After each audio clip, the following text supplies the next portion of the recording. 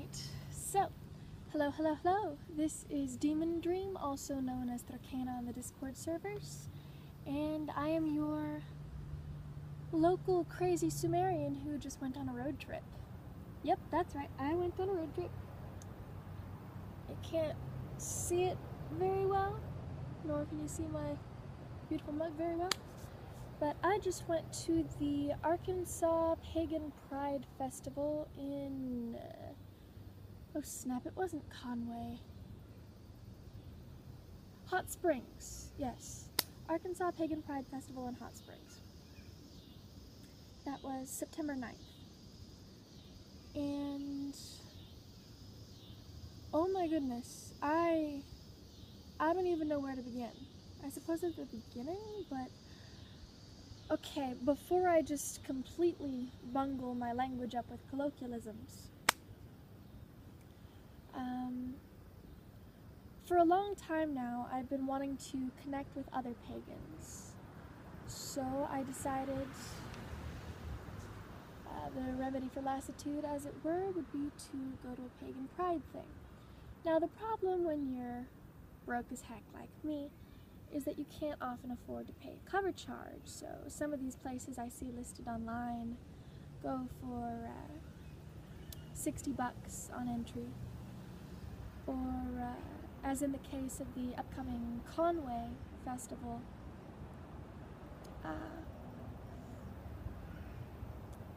the entry fee is either $5 per person or 3 cans of food to be donated to the needy. When you are the needy, it's a little hard to part with $5 and or 3 cans of food, because say a can of food goes for about $2.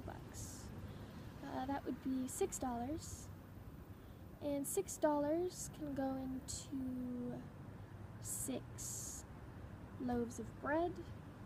It can go into 6 chicken sandwiches from McDonald's. What I'm trying to say here is $6 is enough to get me through a week. So when I find a place, when I find a thing that doesn't have a cover charge that I can go to, my poor broke homeless self thinks, okay, what's this about? Is it something I'm interested in? Can I go? And the answer is yes, for the Arkansas Pagan Pride Festival. Before I start sounding like an advertisement here, let's make this an anecdote. So, my girlfriend and I had been wanting to go to something like this for a while, partially because I'm a lonely Sumerian who needs some sort of community, and partially because both of us are total Ravenclaws. We really love to learn, and with the possibility of connecting with other people like myself, even if not exactly, but close enough. Ow. Sharp things that want to suck my blood. Get away from me. There we go. Yeah, sharp things want to suck my blood. Anyway, we'd been wanting to connect with, or at least I'd been wanting to connect with people. My girlfriend just likes to learn. So, match made in heaven, am I right? So, we found the time and date and place. Well, I found the time and date and place on Facebook, and I said, yo, love of my life, would you like to go to this? And she said, absolutely. So we planned. And we may have been a little bit overeager, because the first time, yes, I say the first time, we went about a month early, on accident. I might have been too excited and too lonely, but at least we got a lovely afternoon in the park, and we walked around, saw the sights. Oh goodness, am I bleeding? Yes, I'm bleeding. We'll ignore that. So, yeah, we went around, saw the sights. She wants to go to an escape room at some point. I've never been to one. They sound interesting. I like puzzles. But hot springs in particular is very interesting because it's one of those places that was built around the idea of medicinal springs where the, travelers would go to cure everything from rheumatism to broken bones. Did I just happen to pick a grove of trees that wants to eat me? I did. Ignoring the powerful urge to itch everything in my lower legs. Yeah, so we went about a month early the first time, but we had fun with it anyway. And keep in mind, it's about 3 hours from where we are on some really curvy, nausea-inducing roads, but at least we found the way there. So this past weekend, we actually went at the right time. Now, what were the magic words that I actually tempted my girlfriend with? It's an S.J. Tucker concert. Specifically, it's the last S.J. Tucker concert before she has her wee little baby. And yeah, those were the magic words. She didn't know who Mama Gina was, but I've heard of her. I can't really find any of her stuff on YouTube, but yeah, both of them are pretty solid, awesome. Please go check their stuff out. Back to sounding like an advertisement. But yeah, so most of the reason we went was for the S.J. Tucker concert. But we arrived, okay, so we left home at about 4:30 in the morning, and we got there around 8:30. And that was about 30 minutes too early, so we got ourselves some breakfast, chilled out, generally made merry while we waited, and we got to see the place as it was opening up. It was a bit smaller than we were expecting, but by no means does smaller mean worse in any way. Admittedly, I'd been hoping I would find goddess figurines or something like that. Quiet, cicadas. We're not interested in what you're selling. But I'd admittedly been hoping to find some goddess figurines, at least a wider variety, because most of what you find when you look for goddess figurines is those curvy little hourglass things with either the spiral labyrinth or moon on it or something like that. And my goddess, I follow the entire Sumerian pantheon, don't get me wrong, but the goddess of my heart is Nisaba. And while yes, she does have a connection to fertility, that's through her aspect as Nun-Varshagunu, she who is the flecked barley, she isn't necessarily a fertility goddess. She's more a scribe goddess, a goddess of intellect, of learning, of information. Also barley, the barley harvest. But not really, she doesn't feel like that hourglass with the labyrinth on it to me. So I was hoping I would find a wider variety there, and I did not. But what I did find was a whole bunch of really, really cute local jewelry. I did not blow my wallet on it, but it was very interesting to see. And, stay on topic. I will get to the other thing that happened later. But, yeah, it was really, really cute. I saw someone who specialized in clay, who made these little clay book pendants, and ooh, they were so cute. But anyway, the first thing we did when we got there was wander around, and the shops hadn't really opened yet, but we were getting a good idea where everything was, from the Kemetic tent to the Asatru tent to there was a guy who was into like some sort of voodoo thing who would do tarot reading, among other things. Face painting station. And interestingly enough, the Christians on motorcycles, they were chill, but I was really confused why they were there. So we wandered towards the back, and near the second pavilion, there was a little tent that sold a myriad of things. Wands, railroad ties that had been hammered out and sharpened into epiphanes, rune sets, cups, dyed handkerchiefs with sassy witchy sayings on them. And while the general Wiccan whole vibe has a different aesthetic than the Sumerian tradition that I go for, you can't say I don't appreciate a good witchy aesthetic. So it was really, really cool, but I'm just jabbering at the mouth by this point. But what we found there was not for buying or for selling. I mean, it was. They were totally selling bubble wands, but we just stumbled on some people with a giant bucket and the most amazing bubble wands you've ever seen. And we were like, can we do the thing? And the people there said, sure, go nuts. I don't think they were expecting how nuts, because both my girlfriend and I are 5-year-olds in 21/22-year-old bodies. And yeah, we played with giant bubbles until the festival opened up. We got some really huge ones and they were so pretty. Excuse me. But, yeah. I think they were wondering if we were going to stay there the entire day.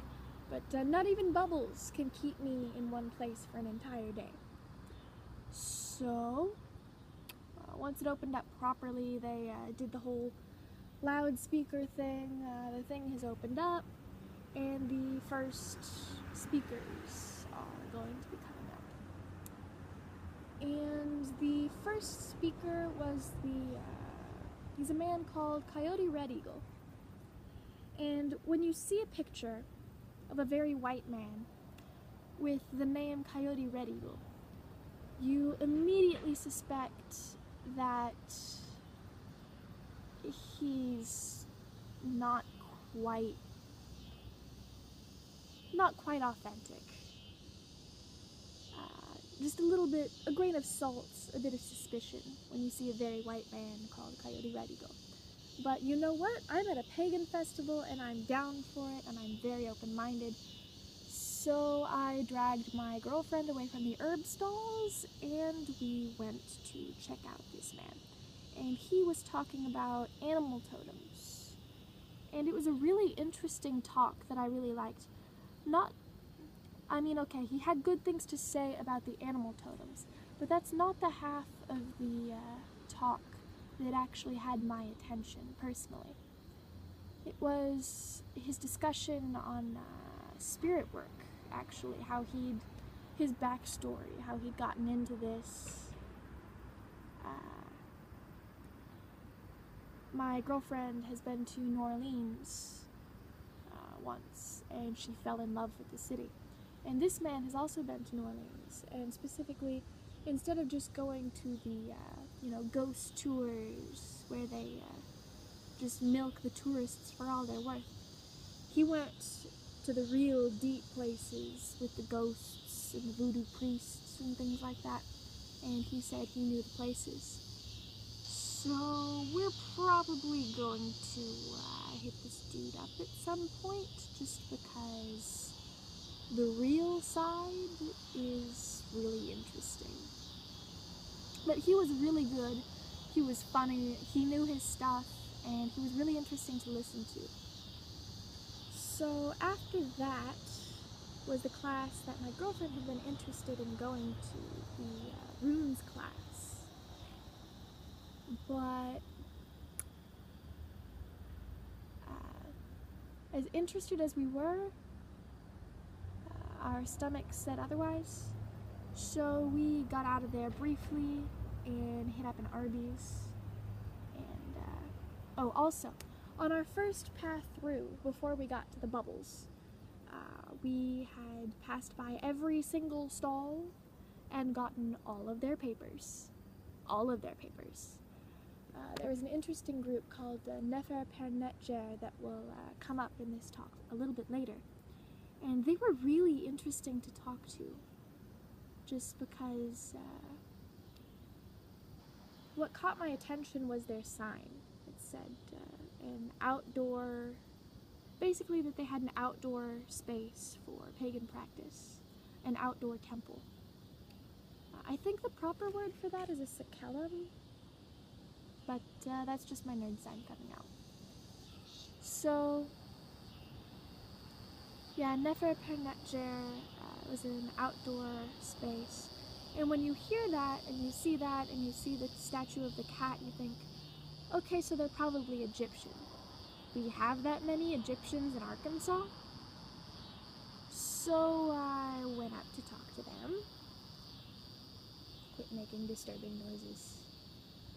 But I went up to talk to them just to see what they were about, because they sounded really interesting. An outdoor circle? Like, is this a place I can visit? Because if so, I want to visit. And they said, yeah. They weren't solely Egyptian. Their priestess, their high priestess, had been Egyptian, but she had opened it to people of all paths. And it sounds like this had just been this lady's life's work. Really good work at that.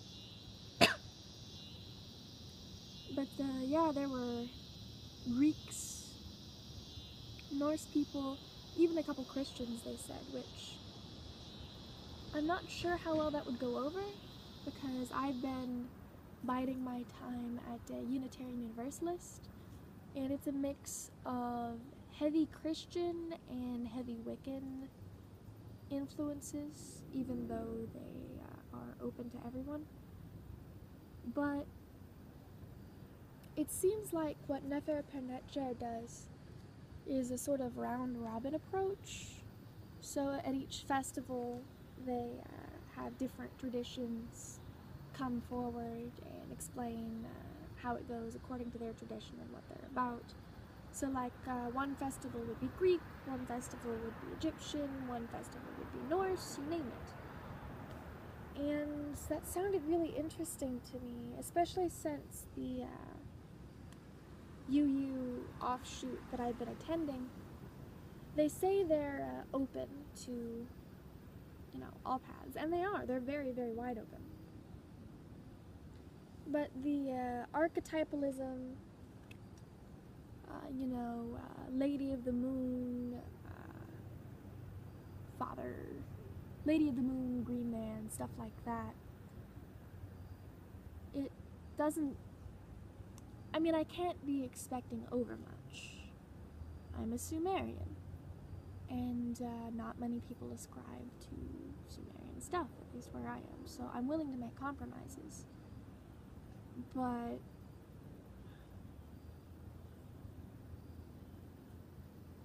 I would be more comfortable if it was a lot of people coming together and meeting in the middle.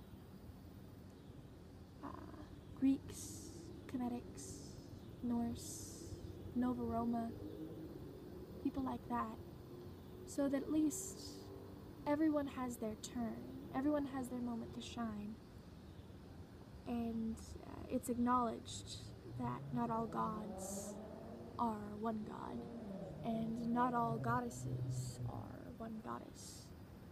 Because I can tell you now, Inanna is very much not the same person as Freya. She's just not. Nanna-suen is definitely not the same person as Celine.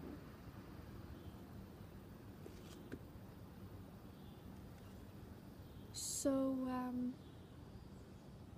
I'm willing to make compromises, but something chafes to be making the same compromise every time. So this idea of a circle that does a round robin method, it really caught my attention. And so I picked up some of their pamphlets, and it sounded interesting. Unfortunately, they're about 4 hours away. But interestingly enough, they have full moon rituals, but it's not every week, of course. And most of their major stuff, where strangers come, is actually for the major festivals, like Mabon, which I have no idea what Mabon is. I really don't. I think it's the equivalent of a harvest festival, maybe. I don't know. This month is Kinanana, okay? The month of cleansing the goddess statues, and for me, personally, when Dumuzi dies, with the cutting of the wheat, and Geshti Nana comes back from the dead. So I don't know anything about no Mabon. But, yeah, so there was that. The next shop, the next stall on our path was the troth. And I've heard things about the troth that aren't exactly politically correct, but I understand that there's a few bad eggs in every bunch. So again, I'm going into this with an open mind. And the troth, they had so many papers, which, scribe of Nisaba, that makes me very happy. Give me all of the papers. And so we grabbed all of the papers, and later on, when I was in the car, I read one of their pamphlets. It was about what exactly is recon, and it was a balm on my poor Sumerian recon soul. Just, yes, they get it. They're distributing good information, good, solid information, that even someone who isn't a heathen can relate to. So I really appreciated that, just from a Reconstructionist perspective. And they were very friendly and just all around really chill. Everyone at this festival was really friendly and really chill. Let's see, after that, there was a Reiki guy, and he got to explain to my girlfriend what Reiki is. I was really surprised she didn't know, actually. And she said, sweetheart, go do the Reiki thing. And I'm like, but he wants to take my silver. So, yeah, I didn't do that. But I did get his card. So, I mean, I don't think I'll ever do it, but it was cool to see that there. And, let's see, after that was the jewelry. Ooh, there was a man with the most beautiful jewelry, and we kept coming back over the course of the day, so I think by the end of it he's like, I really hope I can sell these girls something, because he had everything. He had everything. I mean, not everything, but he even had the little ear cuffs that make your ear look like an elf ear. It's just, the man had everything. And he was specifically advertising that he sold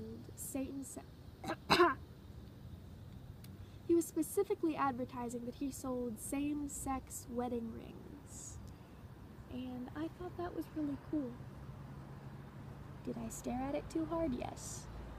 What else? Oh, after that, okay? So, one of the stalls that really touched my heart, besides the nefer-per-netjer, who I met up with again later on a couple times, and they were just really interesting to talk to. The next stall was, the lady's YouTube channel is Comedic Independent, and after all was said and done, I went and looked over some of her videos, and they are absolutely solid. Please go check her stuff out. She,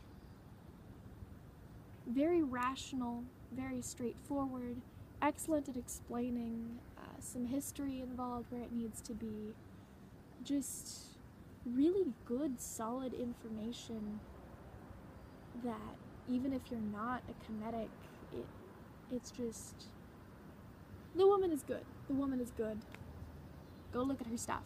Kemetic independent. But, yeah, we stopped over there, me and my girlfriend, and I have a particular eye for the Kemetic stuff, partially because I'm a mythology nerd, and a long period of my life was spent deep, like neck deep, in Egyptian creation myths and the contendings of Horus and Set. So, because I mean, who hasn't had that Egyptologist phase, am I right? So, I went and looked at their stuff, and I don't know why I was surprised.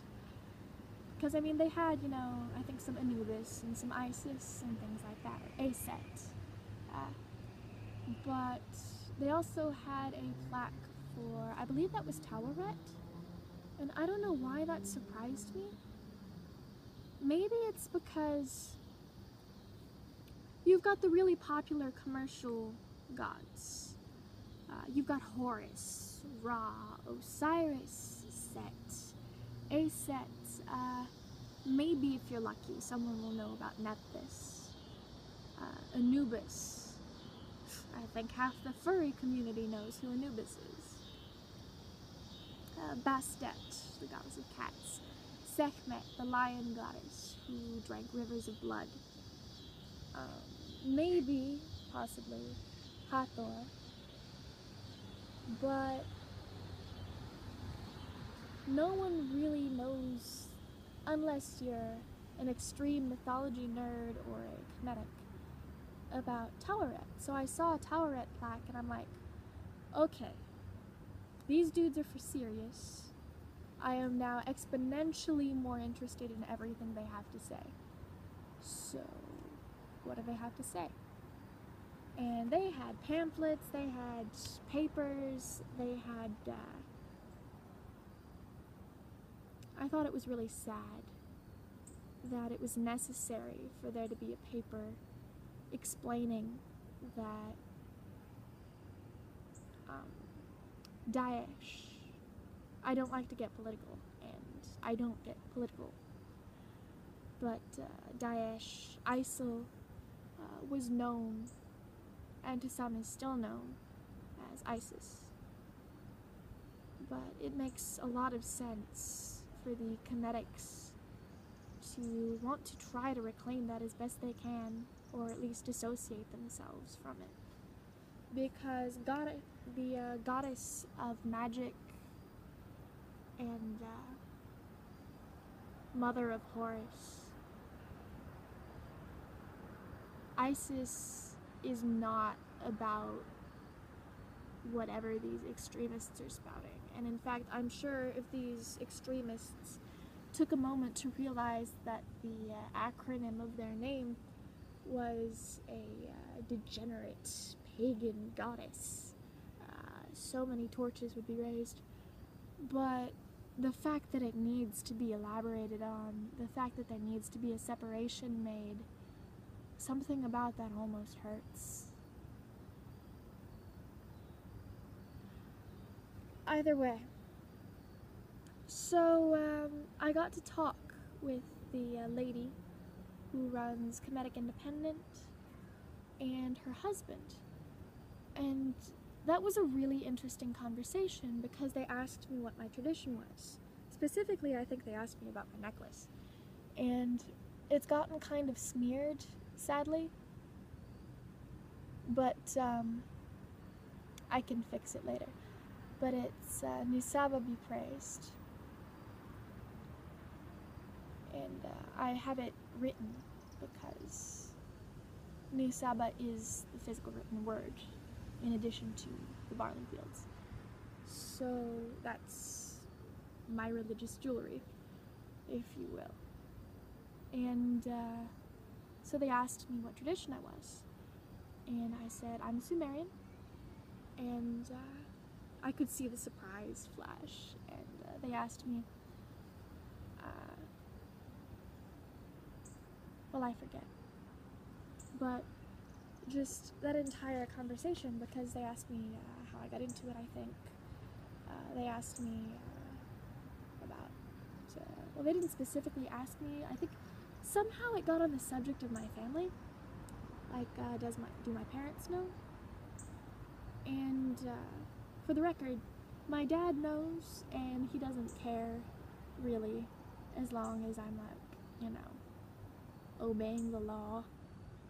He's a stoic / atheist, so, I mean, as long as I'm not murdering people, he's fine with it, and I don't think he has to worry about that anytime soon. But my mom, I believe I've mentioned here before, my mom, I was raised in a long line of Reorganized Church of Jesus Christ of Latter-day Saints. And my mom has been an elder, my grandma was an elder, my grandpa, rest his soul, was an elder. And I believe there was some expectation for me to go into the priesthood. But I'm not about that life, because mostly for me it was just going through the motions. And so they asked me, what my family thought of my practice. And I brought up a memory, because my mom has admitted to me, it just, came up in conversation. Someone, I think it was a documentary about, Satanists or something like that. And we watched all kinds of documentaries in my house, including the religiously suspicious ones. And, this person had found their own spiritual path, and they were happy in not hurting anyone, but their parents were absolutely sobbing. And so I was confused, and I turned to my mom and I said, this doesn't make any sense to me, because they're not hurting anyone, and they're happier as they are now than what they were. And my mom said, well, if I found out that you weren't a Christian, then I would cry too, because I'd failed to do my duty as your mom and save your soul, essentially. And that has stuck with me, and I probably will not tell her of my path until I'm completely cut off and absolutely no longer dependent on her goodwill and expertise. But yeah, so I brought up that memory, and this is when I learned that the Kemetic independent lady's husband is a Christian, but moreover, he is a really supportive Christian. In his words, basically, what kind of husband would he be if he didn't support his wife in her interests? And that sunk into my soul. My girlfriend does something similar. She's sort of an eclectic / agnostic / she believes in all of the gods, and because she believes in all of them, she doesn't feel it's right to pick one over the other. But she still supports me in all my Sumerian craziness. But just a Christian husband saying that he would support his Kemetic wife whole hog because that was what she was interested in, and as a husband, that's what makes perfect sense to him. Support your wife. That's lodged in my brain. If more people could be like that, just imagine if my mom was like that. I don't know what to say. And he asked me very politely if he could pray for my mom and pray for understanding. And I said, absolutely. Yes, absolutely. This has given me a lot to think about. And I got to connect with the Kemetic lady a little bit, because apparently she is also a lonely practitioner. She's alone Kemetic where she is. And this is Arkansas. I mean, I think in some counties you can still get lynched for being black. So the fact that there's, you know, a lonely comedic out here, and she said something along the lines of desert traditions got to stick together and I'd really like to keep in touch with you. So yeah, we totally took all of her papers, all of her pamphlets, everything. And hopefully we'll be able to keep in touch. But yeah, she was really interesting, and she and her husband had really good heads on their shoulders, and they were a bit of an inspiration. So whether or not they watch this, I am deeply grateful for the opportunity and perspective that they gave me. So there was that, and then there was the place that sold the cute little clay things, and there was a kids workshop, and us over 20s definitely played with the pipe cleaners. So let's see, there was that. There was the S.J. Tucker and Mama Gina concert, and oh my goodness, there were tears, there was laughter. I actually got up and danced at one point because, okay, they were playing the Cheshire Cat song, and that is me and my girlfriend's jam. We play that full blast in the middle of the night when we're driving down the highway, okay? When we have a quiet moment on the road, Cheshire Kitten. We're all mad here, and it is okay. S.J. Tucker was one of the first Pagan artists I'd actually heard. And in particular, one of the songs of hers that really fascinated me was The Truth About Ninjas. That's a total, it's beautiful. And they have an ASL cover of it, an actual sign language cover of it. I'm in the process of teaching myself sign language as a side note, but I talk with my hands enough already as is. But just the fact that she did that, I mean, S.J. Tucker is the bomb, okay? S.J. Tucker is the bomb. I'm a fangirl. I accept this. Moving on. Can without a drinking horn, as long as his leg, as long as his leg. Can without a drinking horn, and he filled it up with rum. And Nine Toes the Bard, oh yes. So anyway, as you can probably tell by my random groans of appreciation, stay put. Stay put. I need you, my drink. Don't go anywhere. You can probably tell I had fun at that concert. And there were multiple notes, both personal and profound, that I discovered at these concerts. And nanna-suen bless S.J. Tucker and her wee little sprite and her husband. And Nisaba bless Nine Toes the Bard. My lady Nisaba colored like the stars at that, because there had been a particularly interesting bit about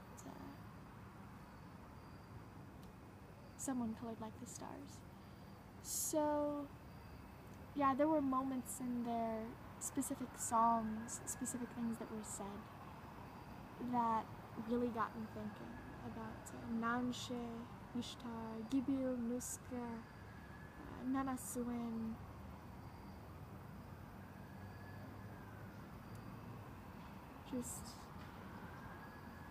It was a really, really good afternoon, okay?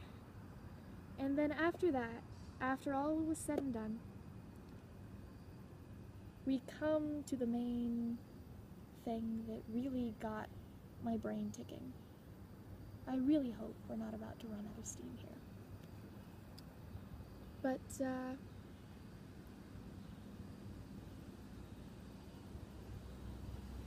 the title of the talk was called Fenrir's and Baldur's Clothing, Fighting Predatory Behavior in Pagan Communities. And it was given by a woman who had run into predatory behavior in pagan communities. And I can elaborate later, but that talk in specific really got me thinking about where I am, who I'm with, where I want to be and who I want to be. And because there are predators out there who will prey on the most niche places so long as it gives them their moment of glory, or they don't even have to be sociopaths or psychotic, just people who are not suited for leadership. There's that, but then there's also the desperate and the lonely like myself, who just really, really want a group, but there aren't any groups. So they finally find one, and whether or not that group is the right fit for them, they sort of make themselves the right fit for that group. And that's not healthy, that's not spiritually really a good thing. It's a little bit stifling. And that talk really brought into perspective the fact that where I am now and the people I'm with, while I respect and appreciate what they're doing, they're not the right fit for me. And most of the reason I'm with them is because they are the only group near me. So I'm doing this in the gardens, the tiny little gardens behind the library right now. And I put forth a group advertisement on Witchvox under the pseudonym Anne McNessa, saying that we'll be starting a group, and if anyone who's a curious, like-minded pagan, not pagan, you know, just anyone who's spiritually interested, I would love to have a coffee with them and sit down and talk. Just sit down of an evening and have a good talk. And if there's enough people and if enough interest is shown, then we might graduate to doing actual rituals. And if we do rituals, it would be round-robin style, where everyone brings something to the table. It's not just generalized and or archetypal.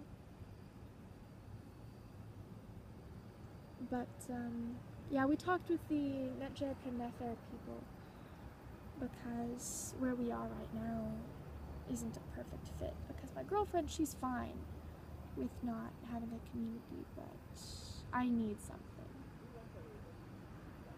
So yeah, we talked with them, and they said, yeah, come down for the Maybon festival. Where are you guys? And we're like, about 4 hours away. So yeah, we'll probably be doing that. And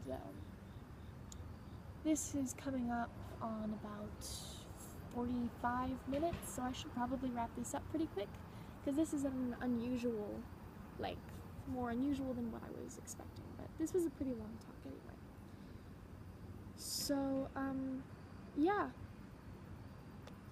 went to Pagan Pride, had a lot of fun, got my eyes opened, got my ears opened, and got a little kick in the butt, as it were, on my pagan path. So this is your local Nisaba cultist signing out, looking for group, and whoever you are, wherever you may be, Silim, good health, and I wish you as much luck as I have had, if not more, in finding your own way through this terrible, twisty, and amazing road.